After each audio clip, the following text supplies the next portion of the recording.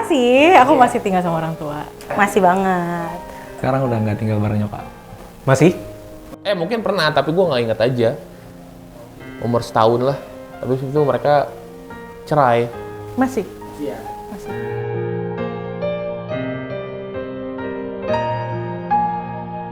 Gue itu kalau ketemu dia harus cium keningnya dulu. Mau bangun tidur, mau gue tiba-tiba pas kayak sekarang nggak tinggal, terus ketemu juga harus gitu. Terus kalau malam dia suka, gue sebelum tidur suka datang tuh ke kamar gue atau kemana gitu. Cuma tidur cuma belai-belai doang, bercanda-bercanda gitu. Nggak tahu gue. Nyokap itu orangnya apa ya yang sering dilakukan di rumah. Sebenarnya gue sama nyokap gue tuh ketemu bareng dan ngobrol itu ketika weekend, karena gue tuh Senin sampai Jumat budak perusahaan gitu kan. Jadi biasanya kalau weekend gue sama dia jalan kemana gitu, atau kayak sekedar ngobrol aja gitu di kamar berdua. Ih, asik deh. Kalau bicara sekarang mungkin semuanya ya gue lakuin sendiri, soalnya nyokap kan kondisi sakit. Jadi memang tidak kayak dulu lah istilahnya. Kalau dulu ya mungkin lebih kayak ke sharing masalah kuliah lah kan zaman dulu.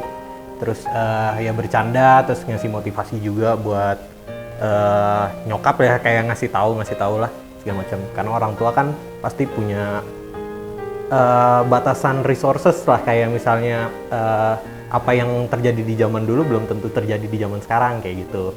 Ngobrol, makan malam kalau weekend bareng sih. Makan malam bareng kalau weekend gitu. Kerja.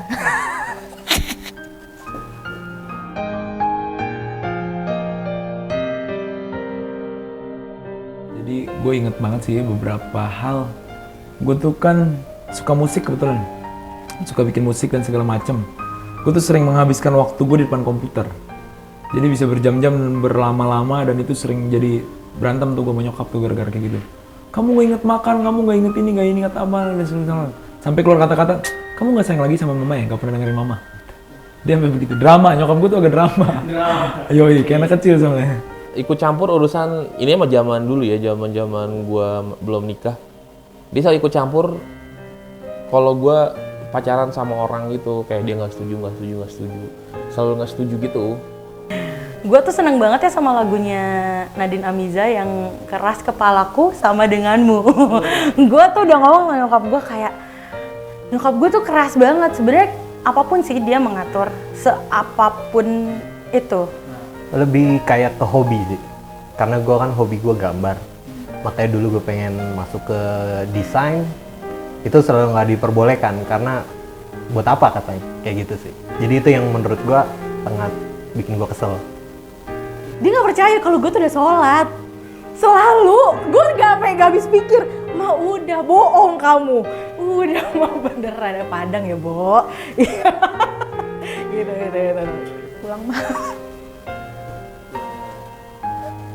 Pulang malam, gitu sih.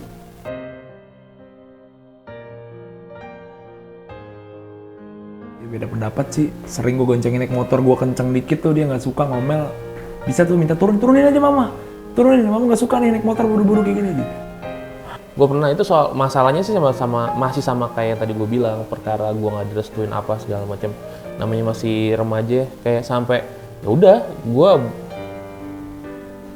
kayaknya nggak ngaruh juga deh kalau misalnya nggak ada lu gitu, karena kan gue selama ini emang hidup tanpa seorang ibu nih berapa puluh tahun gitu. Akhirnya saat itu pada saat dia gue udah mulai lumayan bisa berpikir kayak ya udahlah, gue delete kontak, gue blok nomornya segala macam. Akhirnya udah gue nggak komunikasi, tapi ya ujung-ujungnya tetap baikan sih. Hebat banget. Jadi gue berjanji gue tidak akan mengulanginya lagi, karena dulu tuh nyokap gue sakit kan. Jadi nyokap gue tuh darah tinggi. Nah penyakit itu tuh kayak kaget lah kita, karena nyokap gue kayak dari mana ya turunan darah tinggi itu, kayak bingung gitu dari mana.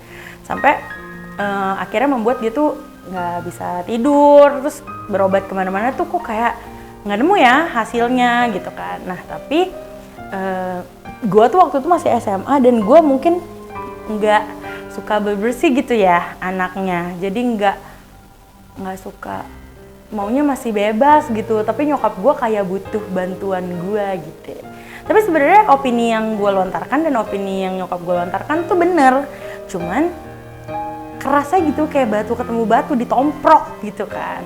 Kalau gue pribadi gue nggak pernah, karena nyokap adalah single parent, jadi gue nggak pernah mau bikin dia sakit hati gitu lah kalau dari gue. Berantem yang kayak teriak-teriakan, adu pendapat gitu enggak. Karena ketika dia udah ngomong-ngomel ya gue tipikal yang diem aja sih. Dengerin sih enggak, cuma diem aja udah. Semakin dewasa sih nggak pernah ya. Semakin dewasa sih gue nggak pernah berantem pun, kalau misalnya ya udah kesel-keselan doang.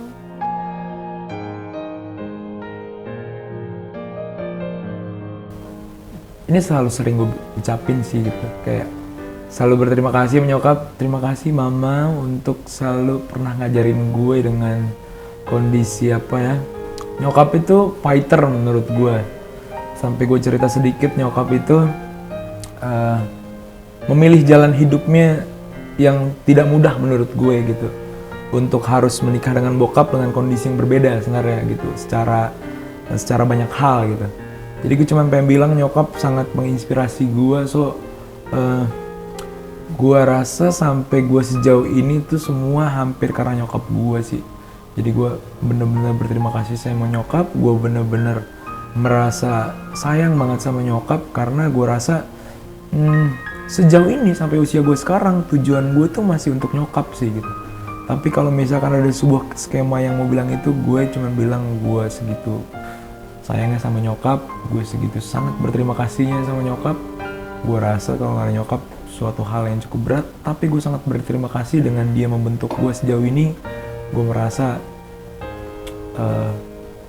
nggak ada apa-apanya kali gue kalau nggak ada nyokap. Ya bagaimanapun Umi ke gue, ya gue sebenarnya sayang sama Umi gitu, tapi ya mungkin memang caranya dia seperti itu dalam mendidik anak-anaknya. Cenderung nggak masuk sebenarnya, tapi gue yakin emang tujuannya dia baik sebenarnya. Ya intinya sih gue sebagai anak sangat sayang sama nyokap gue gitu. Terima kasih gitu. Ya tahu banget keras kepalanya gue tuh, tahu banget. Bahkan gue juga anaknya terlalu kasar gitu ngomongnya sama nyokap gue, saking ya karena gue kayak gitu kan, tapi dia tuh sungguh mengerti gitu. Kayak terima kasih sudah menjadi jantung buat keluarga ini. Kalau gak ada dia ya kita gak bakalan, kalau gak ada lo mah kita gak bakalan bisa hidup gitu kan, karena apapun semua atas ininya mama gitu. Iya, banyak sih salahnya gue. Oh, turun nadaku. Duh, berusaha banget sih, Yung. Jadi kayaknya udah. Terima kasih sudah menjadikan Vero ini personal yang serba bisa, mengerti nilai-nilai kehidupan, gimana cara memilih pertemanan, dan tetap bagaimana caranya untuk survive gitu. Dan juga ya pokoknya banyak hal-hal yang nggak bisa dipelajarin tuh di luar, karena nilai keluarga itu paling penting sih. Pengennya sih pengen nyampein kalau Mah Dira tuh nggak pernah mencoba untuk membantah, mencoba untuk nggak nurut dan lain-lain. Karena kebanyakan diem, karena kita menghindari debat aja. Dibanding berantem, mendingan diem aja. Tapi aku tuh sayang banget sebenarnya, jadi trust me. Itu sih. Allah, bisa nggak sih pertanyaannya nggak berandai-andai begini?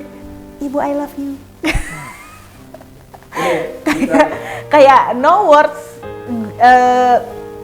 Gue realize banget yang namanya waktu kan kita nggak ada yang tahu ya, jadi dan gue sudah belajar seiring berjalannya waktu bisa tuh yang namanya ngurangin gengsi bilang Ibu love you gitu, meskipun dengan coveran-coverannya bercanda, tapi I really mean it.